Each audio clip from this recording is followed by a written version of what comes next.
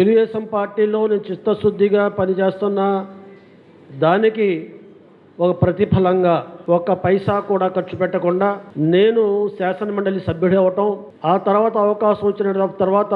శాసనమండలి చైర్మన్గా ఇవ్వటం పార్టీ నాకు ఇచ్చిన ఒక వరం, ఒక అవకాశం. ఈ అవకాశాన్ని సద్వినియోగం చేసి పార్టీ నా మీద ఇచ్చిన బాధ్యతని గుర్తెరిగి పార్టీ రుణాన్ని తీర్చుకునే అవకాశం కూడా ఈ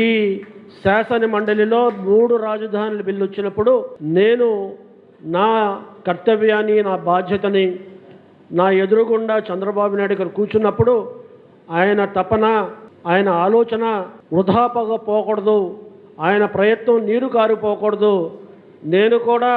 ఆయనతో పాటు సహకారంగా ఉండాలనే ఒక చిత్తశుద్ధితో ఆనాడు నిర్ణయం తీసుకోవడం జరిగిందనే విషయానికి కూడా ఈ సందర్భంగా మనం చేస్తున్నాం. దానికి తోడుగా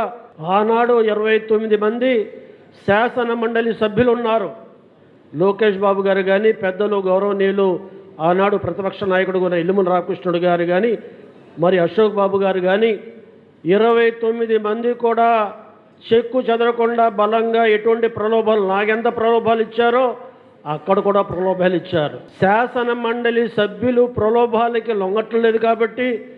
ఏదో రకంగా నన్ను లొంగొట్టి ఉదయం నుంచి సాయంత్రం వరకు నన్ను బెదిరించి భయపెట్టి నన్ను తన ఆలోచనలకు అనుగుణంగా మార్చాలని సర్వ విధాల ప్రయత్నం చేసిన విషయం అంటే ఇక్కడ నేను చెప్పదలుచుకుంది, తెర మీద ఉన్నాను,